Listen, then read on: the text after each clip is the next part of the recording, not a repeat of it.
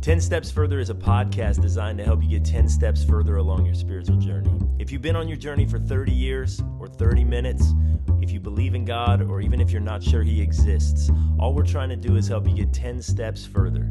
I'm Jonathan, and this is Jack, and we're just taking a walk. Why don't you join us? Here we go. Welcome back to 10 Steps Further. Leslie is with us. The voice of all women. She won't say anything until I say that at this point. She's like, Leslie? Who's Leslie? Oh, no. I feel like is. we need a rename. How about just Leslie's here? No, we can't do a rename. No, it's not possible. You are what every woman is thinking when we talk. Yeah, we need to do that some. feels Actually, like really we need big to go shoes. into deeper dive into more branding. Maybe even a logo, like a Voice of All Women T-shirt. logo, T-shirt. Oh, T-shirt. People Yeah, just joining yeah, us now right. will be really confused from like 3 years ago when we started. Yeah, Yeah. well, so if you are confused, then this is why Leslie is the voice of all women, because we essentially did the podcast without any women, because we're complete chauvinists. And somebody finally said, why are you going to get a woman on there? We go, yeah, that is stupid. Why don't we have a woman on there? As Leslie was sitting in her office in the other room every time we were I recording. know, right? Yeah. Right. This whole ministry filled with these great, bright women, and we're too slow to realize that we should have them on the podcast. So that's it. So here I am. So then Jonathan deemed me the voice of all women, which felt very overwhelming because there you I go. can't represent all women. Yeah. There may be a woman out there But who I disagrees was the with woman in the something that next you stop say. is over. It's possible. She doesn't represent everybody. Yeah.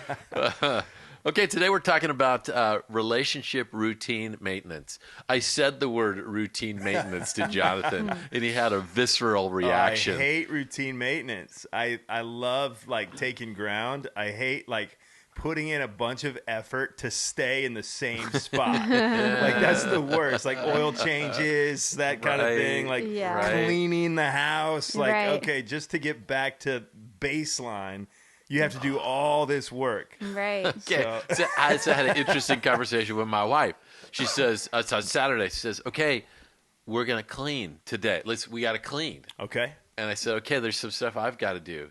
And what I found out was, like, if I had to paint, I painted the bathroom on Saturday. Okay. 100% does not count at all. For the cleaning. For the cleaning, yeah. Okay. Like that's like a whole separate thing. So like I could do like the yard.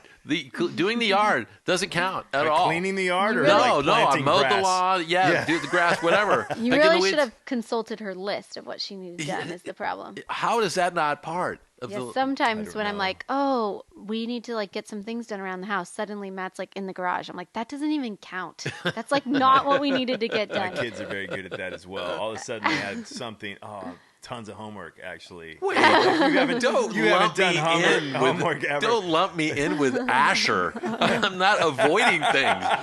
I'm handy. I'm agree, creating I agree. things. You're like, I'm just mowing the grass instead of doing the Wow. dishes. Wow. Oh my gosh, did we tell this is inappropriate, right? But I've been dying to tell this story at a public forum. Oh gosh. This So is the yeah, one. so my dog, I got a call from my son 2 weeks ago, and he says, "Hey, Mookie, our dog, had an accident Oh, in the TV room, which is no big deal, right? Because it's tile. You know how Right, that goes. yeah. Like if it's carpet, then you got a whole another deal. And he pooped on the tile, so big deal. Well, that's not a problem unless the Roomba picks it up. It's awful. I know, Yeah. but like I could clean that entire Roomba, and that doesn't count. Like you didn't clean anything. You got because it's not a bathroom or the okay. floor. Okay, All right. I gotcha. Do you have any reaction to routine maintenance, Leslie? Oh, well, it depends on what kind of routine maintenance because there's some things that I just don't even really try to do. I'm just like, oh, Matt, I think that I saw that there was a ding or something that needed to be fixed. Or like computer stuff, like if you have to like reinstall like a safety security thing, like I will give it a quick glance over. But then if I can't figure it out, I'm like, oh, yeah, this needs to be done. Or like calling certain people, like if you have to, I don't know, like scheduling a check-in with a financial advisor. I'm like, Matt, I think that they said that you needed to do that. And I don't want to do those routine maintenance. I 100% want to live in the world where I just say the words, the Wi-Fi is not working. And then And somebody will do it. somebody fixes Okay, it. but there is Somebody some- will do it. there is Somebody some will pushback jump in because and do it. because my friends will say, man, in my next life, I'm going to get a wife. Because there's some things, routine maintenance, that are annoying that guys have to do. But there's a very short list. I agree. Yeah. And if you consider the females list, most of the time in a family with children, it is That's significantly longer. So that is yes, true. I will. I'll be honest. The women have spoken. I do. I do throw my dirty clothes into the magical laundry hamper. I know. That's what I used to say to Matt back in the day when he used to go into work. I'm like, is it just so amazing that every night you come home from work and food just magically appears on the table? And when you go to work in the morning, you just open the fridge and poof, your lunchbox is in there all packed. I didn't even want to have this conversation. Ruben, our Latino pastor, showed up and he had this amazing sandwich. He says, "Oh, Laura, just put it together for me." I remember. Okay, you ready? One time when Jelaine made me lunch. One time.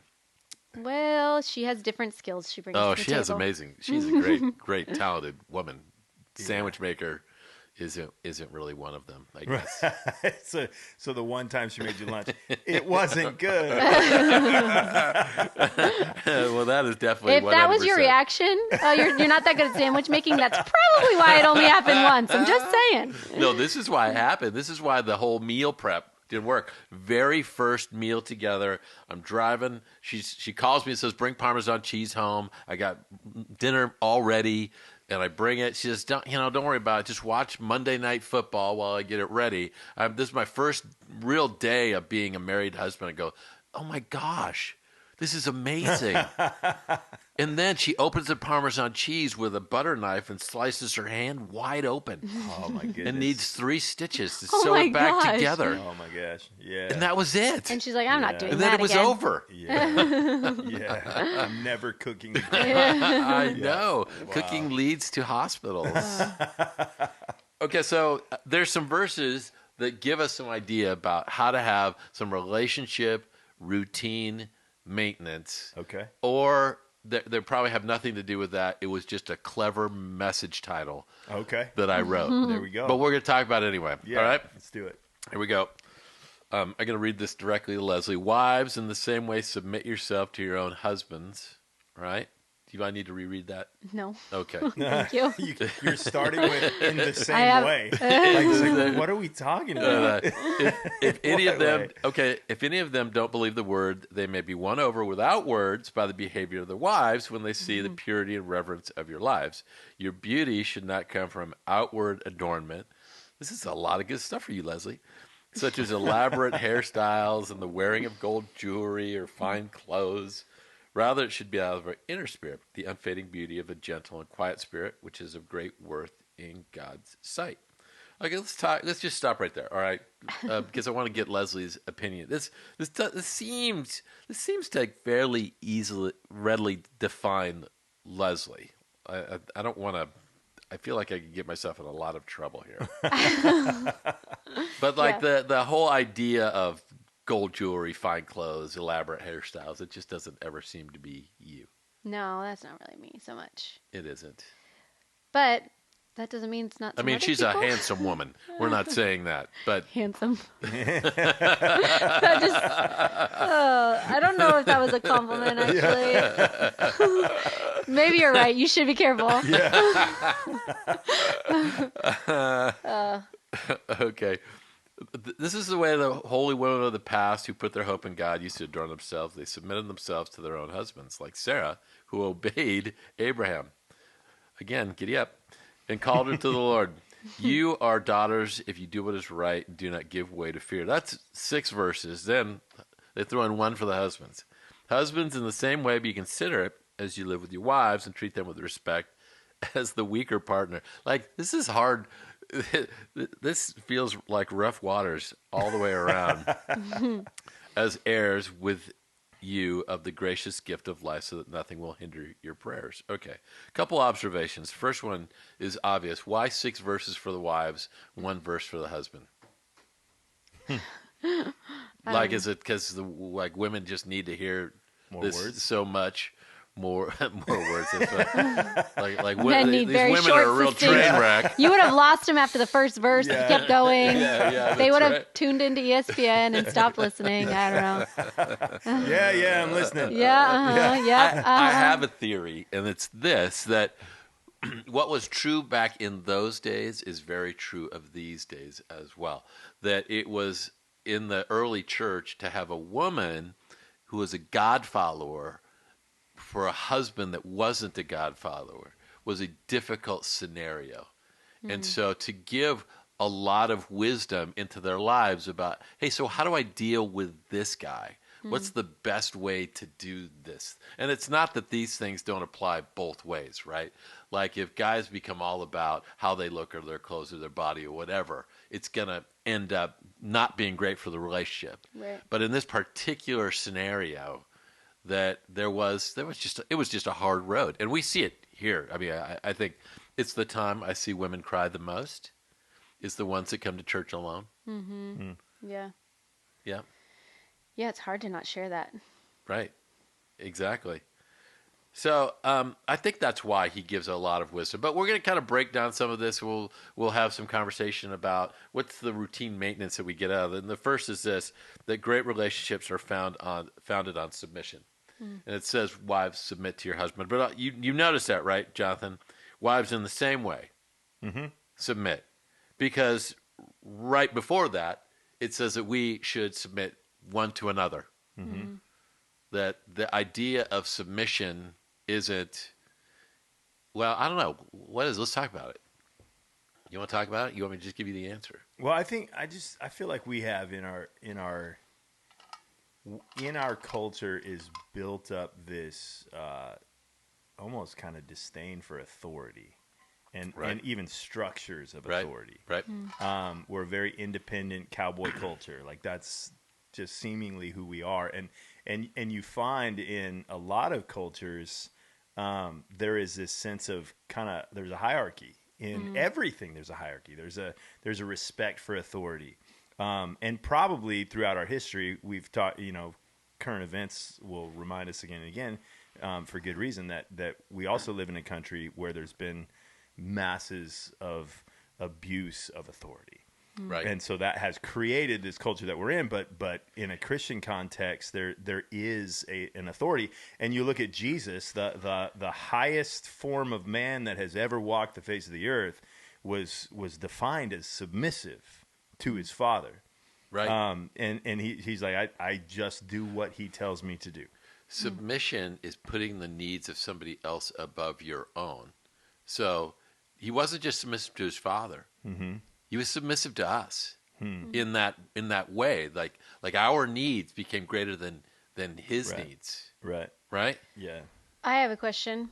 What are like the implications of this in context of the culture at that time when women and children were basically viewed as nothing anyway? Was that something that would have had the same like sticker shock to people at that time as it would to us now? I think it depends on the people. And because, I mean, the gospel at the time that was written is going to all different cultures. Right. You had Jewish cultures, you had Greek cultures. Right. Yeah. Sure. And in certain cities, I think that there was a lot of kind of progressive things that probably paralleled a lot of modern times. I don't think to the same degree, but Jewish culture really kind of had that like hierarchy. I mean, I feel like, and I don't want to go into detail on it because I feel like I could get in trouble with it, but I feel like you see difference. Like if Ruben was here, he could open up this idea. There's a difference in these things in Latino culture than there is in white culture. Yeah. And so like, and they're literally our neighbors, like in this city. Right. And so like, you see how much of this is cultural. Like my mom grew up very much of, there's a role for a woman, a wife, a mother, and there's another role for a husband, for a man. And so she basically spoke to us. Like she didn't like the idea of girls calling our house. She's like, that's your job. That's not her job. And so like Sure. there was a lot of that kind of thing. And I knew multiple women who were like that. And one of the things that I saw with that is those women seemed to have healthy marriages. oftentimes that, not that their husband was Right. at all perfect, but they just kind of like, "Hey, okay, I'm going to try and help him do his part. And they believed in parts. They believed Right. in, I'm going to do my part. They're going to do their part. Leslie, did you read Love and Respect? You didn't read that book, No. Love and Respect? I thought for sure you did. And it talks about how a wife needs love. They need that emotional bond met, and a husband really needs respect. I don't know that I would make an entire, like, I think that's important. I think it's a good spot to live in. I don't know if it's a whole book, but Right. Well, the other thing I was just thinking that feels different now, or I think the thought is in the word submission, I guess, specifically. That's why I was wondering about the culture, is because women now have had experiences and education. They've had the opportunity, I think, to also gain a lot of wisdom and discernment that maybe prior they haven't. And so I think sometimes for women it feels hard in the term that we would think of submit, of like submitting to your husband, because there are moments where a woman's decision based on the knowledge that she has of a particular area of the household, for example, the husband should submit to the wife's decision in that. And I think that's the way we think of submit, is like one person gets to do the decision making, or one person gets to decide, or one person gets to be the head. And I think now, just based on the roles of women and men, there are times when Matt would say, like, you're the expert in this area, so like you take the lead, but I don't think that that's necessarily what submission was referring to. I think that's the place that we want to go, is like, I have to be lower than Right. always. And Well, and that's the thing. I mean, Interesting. I feel like that's the flip side of the whole thing is Jesus says, you want to be great, become a servant. right. And so you look at it, and it's wild, right? Because we live in a time where everybody's goal is to be great. And the way to become great is to throw off serving. Like, I'm not the servant. It's your turn to serve me. That's how I'm going to become great. And no kid grew up with their mom saying, you serve me, who ever thought their mom was great.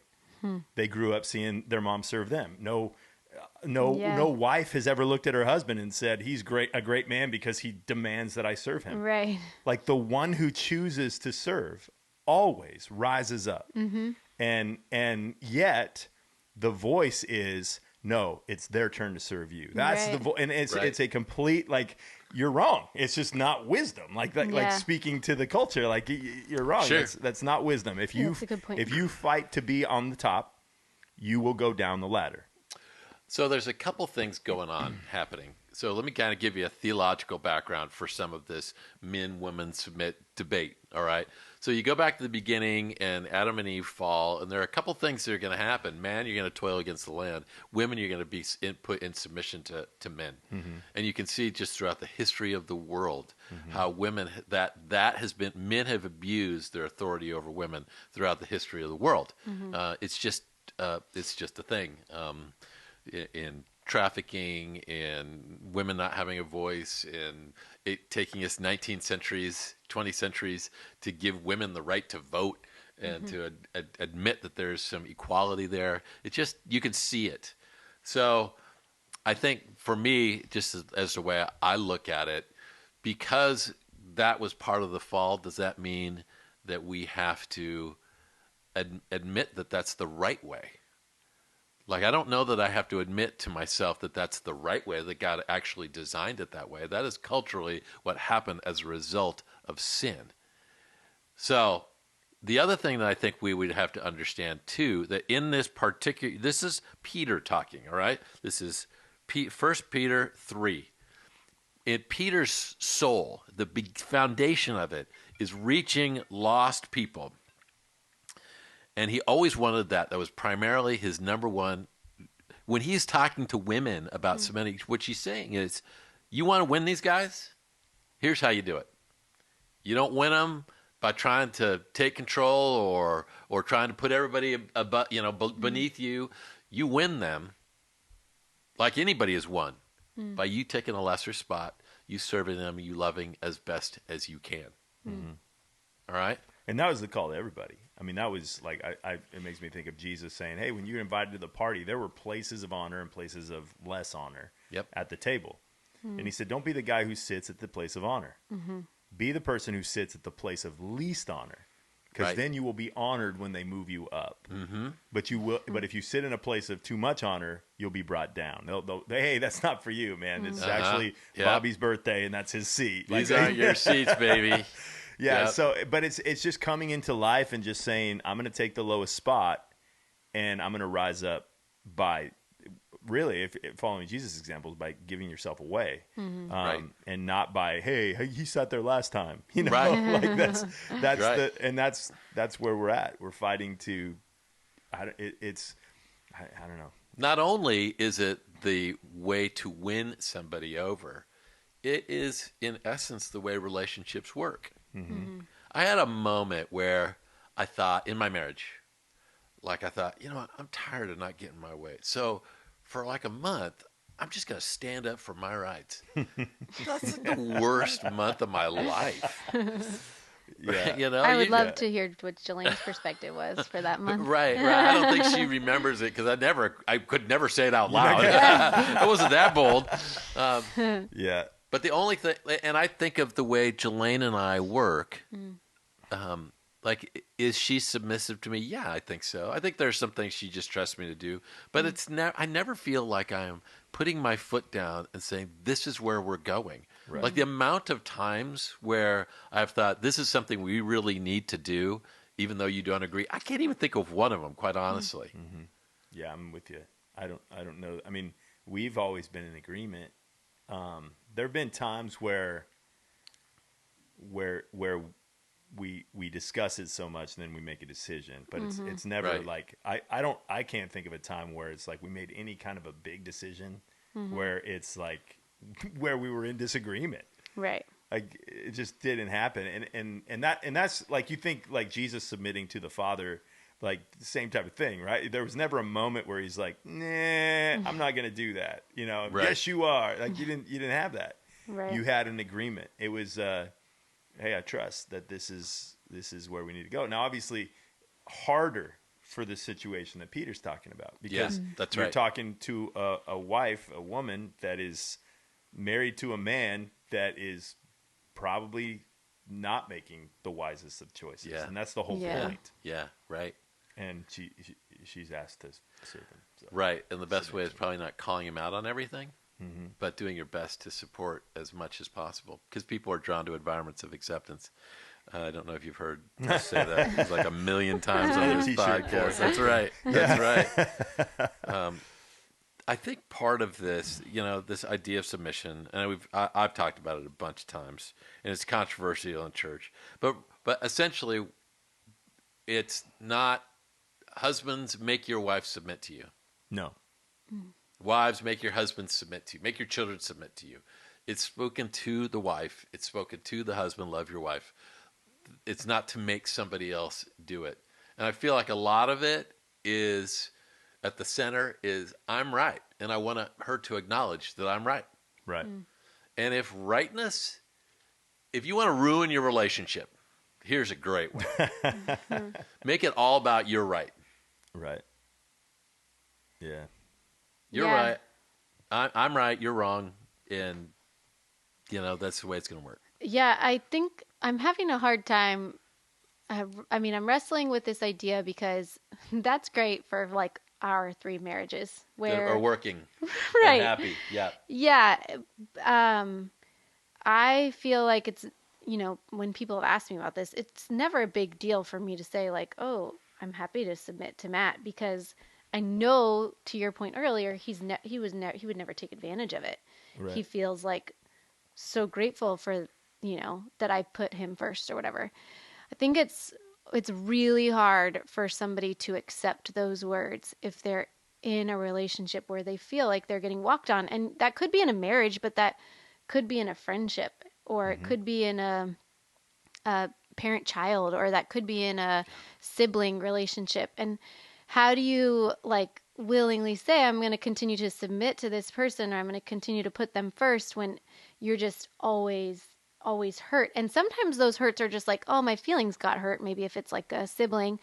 But sometimes it's, you know, like a big financial hurt, or sometimes it's a big, like you really at your core are like, I don't think this is the way that we should raise our children.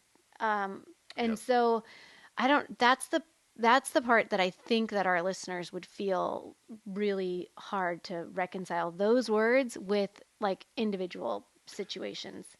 I would say 100% I agree with you. And in that scenario, if you are feeling like that, then either have a counselor, have somebody wise who you could walk through, because I don't believe that you need to continue to be abused. I don't know that you need to continue to be neglected. We can't make those kinds of decisions for people on a podcast because every situation is different. And people go, well, the only reason for Jesus said to get a divorce is because somebody is unfaithful. There's a lot of ways to be unfaithful to somebody. And so I think to walk somebody down that. Yeah. And I don't mean like bigger things like abuse. I'm just thinking of, you know, I don't know. I'm thinking of like the everyday, How you like spend money. familial, really, how you spend money. And, you know, if you've seen like, okay, I'm going to let my husband do this and I'm going to submit to the way that he's thinking for what we should do or shouldn't do with our money. And then it goes really bad. And then what do you do the next time? You know, Yep. I mean, of course you can have conversation and seeking out counsel, but I just think it's this Part of ongoing that too, though, thing can be that would be different hard. goals, right? Like, I mean, different people can have different goals. Right. Like obviously, marriage issues often revolve around money. Yes. But if you have different goals, if her goal is the big house on the hill, Right. and his goal is freedom, those goals, like which way you're going to go. Yeah. And oftentimes, well, I think both ways happen. Like I'm just thinking on both sides. Like there is the guy who's slaving away at the job that he hates so his wife can have the big house on the hill, Right. and he hates his wife Yeah. because of that. And then there is the wife who they don't have any money, but they have all this freedom, and she's like, why won't this lazy bum just go work harder so we Yeah. can have a house on the hill? You know, Yeah. so Yeah. Yep. so it's what I think is interesting about the passage is that he's forward thinking, that he's saying this is the behavior of the wife who has a chance to win her husband. This is your only chance. Yeah, Standing up for you is probably Right. not going to work. Picking at him is probably not going to work. right, But submitting Yeah. is your only it may not work, right, but it's your only shot. right. But Right. it's the purpose behind it. Like it's the like I like what Paul says. He's just like, hey man, I wish you guys weren't married. I just can't imagine what you guys could pull off if you guys didn't hitch yourself to a woman. Like Right. that was it. And Yep. and I think the same is true for women. Like it's like, hey, you agreed to this whole thing. Like you for the purpose of that companionship and whatever other benefits you will get from that relationship long term, which are great. You have sacrificed a bunch of stuff and freedoms that you would have if you were never married. And so like I feel like we don't necessarily put enough emphasis on the like you're it's a trade-off. And it's a trade-off of now it's not just about what I want to do with my life. It's now what we're going to do with our lives. Also interesting. What about the women who didn't get all the say? They were not like, oh, I found this guy and I really like him. Now I'm Yeah. going to choose to marry him. What about the women? And maybe this speaks more to those women that their dad or their brother decided this is the person that you're going to marry. And now they're just in this relationship and they maybe didn't even choose it. I don't know Right. that happens as much now, but Yeah, definitely not here. Definitely Yeah. not here. It still has happened. Okay, so let me kind of context this because you pointed this out. The verses are in one chapter, but it starts out by saying "in the same way." What are we even talking about? In the same way. Right. Well, here's the example of in the same way that you should submit, and this kind of gives puts rightness and justice in perspective. It talks about Jesus. He committed no sin. There's no deceit found in his mouth. Right? That can't be said of any of us, even in the last couple hours of our lives. All right? Right? And if you're driving listening to this, that you just cut somebody off. Okay? Yeah. So that's not you, but this is Jesus. When they hurled insults at him, he did not retaliate. When he suffered, he made no threats. Instead, he entrusted himself to him who judges justly. The example, in the same way, is Jesus. Right. And he could have stood up for his own rightness, but he didn't. Right. And let's just say that in this argument that you're 90% right and your wife's 10% right, or your husband, right? Let's just say, look, Jesus didn't stand up for his own rightness because he knew that the best way to win us was to sacrifice for us. So that's what he did. So it's not about being right in your marriage. You probably are. Right.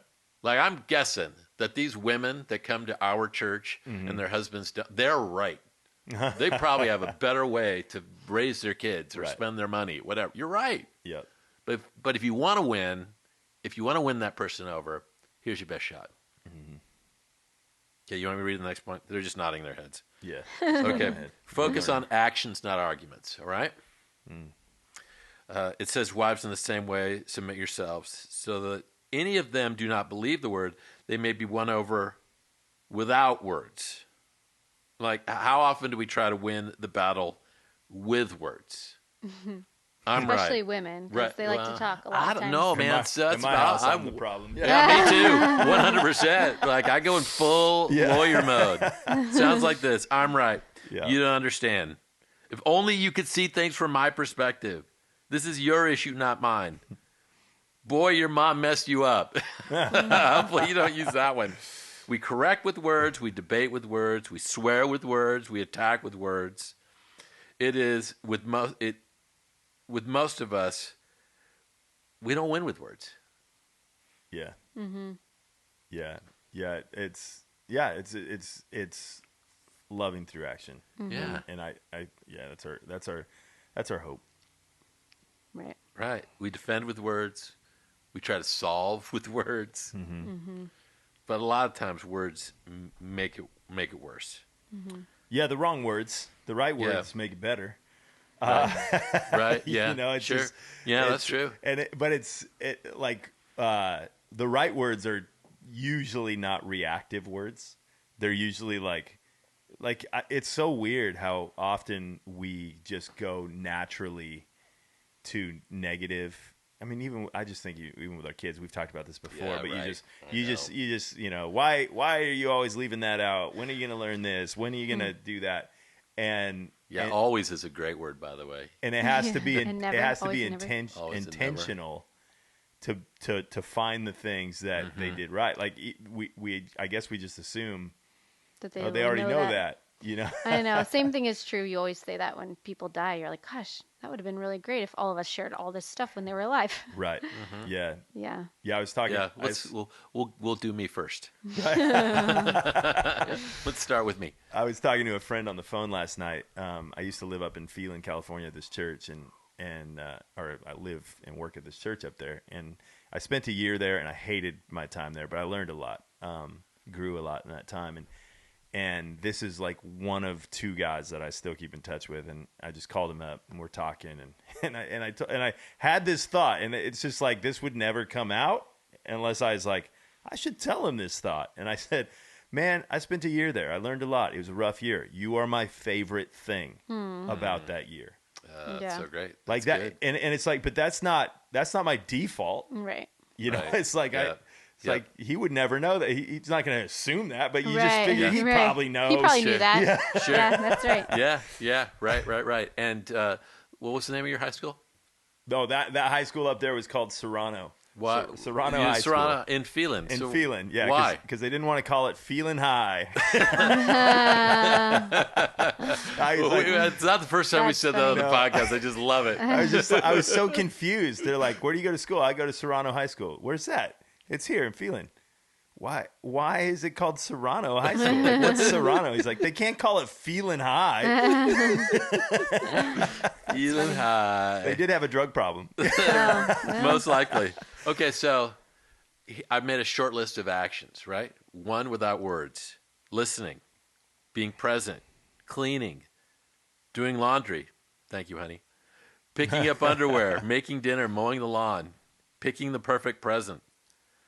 Faithfulness is an action. Service is an action. Making love is an action. A buddy of mine used to say, I've said this too, there's nothing sexier than vacuum lines on the carpet. His wife used to tell him that. This is how we win people. And it kind of works with everybody, all right? These verses, in the same way, wives in the same way, put your husbands first. Okay, it works with everybody. Parent, in the same way, put your child first. Employee, in the same way, put your boss first. Lawyers, in the same way, put your client first. Kanye, in the same way, put Kim first. Like that's, at every wedding, I say this. 100%, 50% marriages never work. Especially doesn't work when it comes to closet space. You're never going to win that.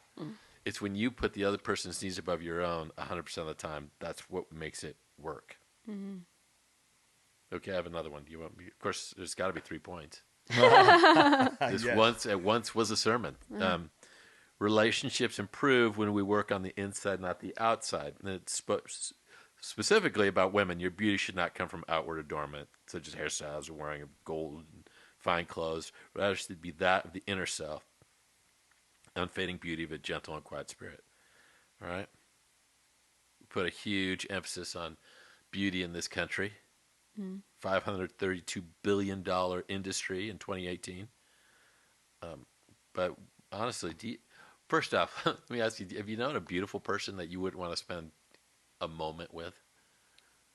Have I met a beautiful person that I would want to spend a moment? Yeah, there's some of them for sure that you're like, wow, you're pretty and you're so nice. Yeah, Right. right. It happens. It happens. Yeah. But boy, do you know somebody that when I don't know if they're winning a beauty contest, but just who they are on the inside just makes them so great.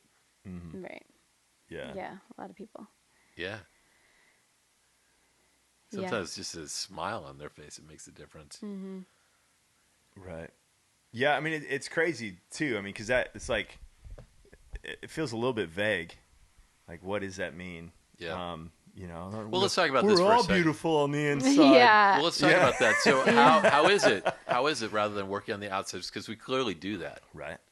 right? I mean, Jonathan's wearing black again today, but you do think about what you look like. Well, I think it's just like where Always you ready for a spend funeral. your energy. Now, I think, I don't know about now. It's your earlier conversation. Like, are you so worried about your spouse like making enough money or buying you the right car or what you look like or what it looks like to the rest of the people? How do we size up to the neighbors? Or are you just thinking about, what could I do to like make this better, this relationship better between us? I think that obviously goes a long way to promoting healthy relationships.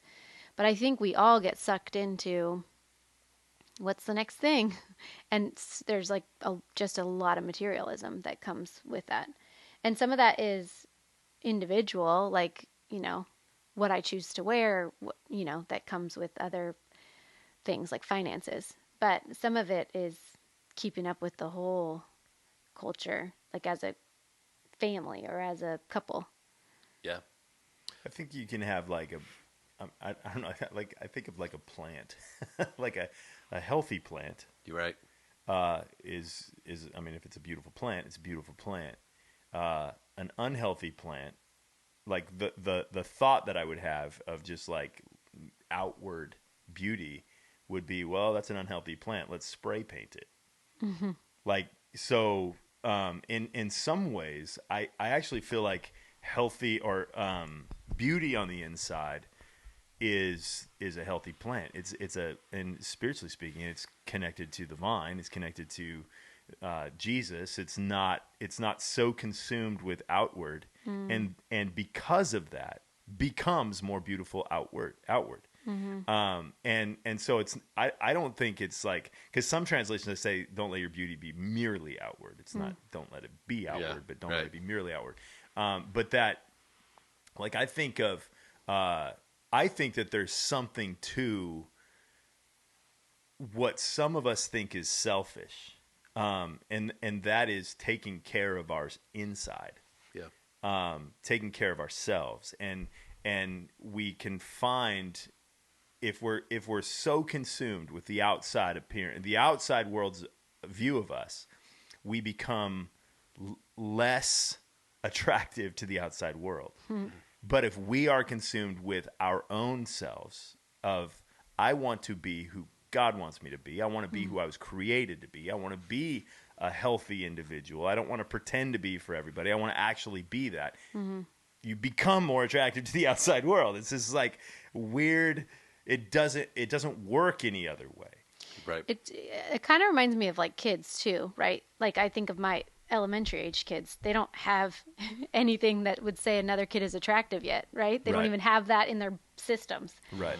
But they could tell you what kids on the playground are attractive that everybody wants to be around. And it has nothing to do with what they're portraying on the outside.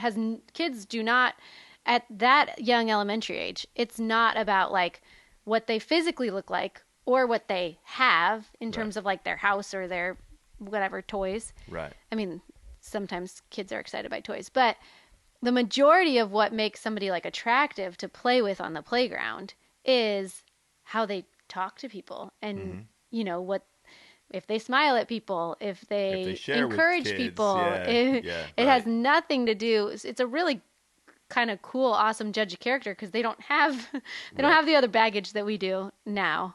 Yeah. They just can tell whether somebody is good on the inside. They Right. don't acknowledge the stuff on the outside. Yeah, it's funny because I don't know how much of it again is cultural or how much of it is something else, but it just feels like if we, like what we do in the quiet places of our lives seem to determine everything about the outward, even sometimes the material, the relationships, and the quality of our relationships. Like, I mean, really, how we're sleeping and how we're eating has a lot to do with how we look. And you know, like I remember as when I was young, my wife and I both were just like, we realized by looking outward, we realized 50 is a choice age. 50 can be very young. Like, yeah, you meet 50-year-olds, you're like, oh man, they're super young. Then you meet 50-year-olds, like they're done. You know, it's like this. So where am I? I want to talk about it. Where do I fit in that? Beyond 50. No, I'm kidding. well beyond. Yeah. But I mean, that's the thing is like just what we do. And we don't like to think that, I think. Like I personally, I love being around other people and I care what people think and all that. But it's like, it feels like the more we can win the battle with what we do within ourselves, even as we were talking about marriages, as we can work on ourselves. Like I'm so incredibly grateful that I married somebody who takes care of herself. Yeah. That's one of my favorite things in the world. Like I was just like, how did I get somebody that stayed, under 30 for 20 years like that, and I appreciate that. And so, yeah. I feel, and spiritually it's the same truth, is you meet certain people who have a certain electricity about them, and I can guarantee you can't fake that for very long. Yeah. So, all right, let me give you the 58-year-old perspective, because who won't talk about how much I've, yeah, how I really am 50. looking my age. No. So I kind of live in this space because I know there are people that they don't want to be called grandparents. All right. Okay. They want people to know their age, and you all know my age, right? Yeah. How many times have I said how old I am? I just say it all the time. In this podcast once. Yeah, I know, but in messages, whatever. And I'm okay with it. Right. I think I want to live in the space where I embrace it, where I'm an example of what it's like to fully embrace this age. Right. And there are parts of this age that are amazing and beautiful. Yeah. And so but that all comes back to cultivating this inner person. Mm-hmm. I spent time with my relationship with God, and part of it, it's probably because I get to do this for a living, right? Mm-hmm. Right. I also, when something's going on with my kids, or I know that there's all kinds of things that they all battle with, I research it. I find out about it. I look into it so that my inner is growing up in that. I continue to learn in those things. Right. When I'm in a relationship with my kids, I rarely just say, "Hey, I'm right, you're wrong." I'm I'm listening to hear their perspective and what they need. Mm-hmm. And that just is part of the not having to prove yourself, Right. right? Mm-hmm. So those are all kind of inner growth things that I think those make you attractive. Now, I haven't gotten either one of you to say that I am attractive yet, but I'm I'll working say on it first. Yeah. You're very attractive, Jack. I was meaning to tell you. Waiting for my funeral to say good things. Oh, that's good. That's good. Okay, final thought. Anybody have a final thought? No, I had one, but I lost it. I know. No, I think there's a lot of good- these old people just drone on. Yeah. It just keeps going. Yeah. That was good. Well, routine maintenance. Yeah, routine maintenance. Put in the time. Submit. Yeah. Put yourself below everybody else. See what happens. And there we Serve in action. Yeah, it's good. go. Yeah. Thanks for joining us for these last 10 steps. If you'd like to join us for another journey, or if you know someone else who's on this walk, subscribe to our podcast at 10 Steps Further on iTunes, or simply search 10 Steps Further on your podcast app. And if you'd like to be part of the conversation with a question or a comment or a criticism or even a wisecrack, look us up on Facebook. We've created a Facebook group where you can be part of the conversation. We'll see you next time.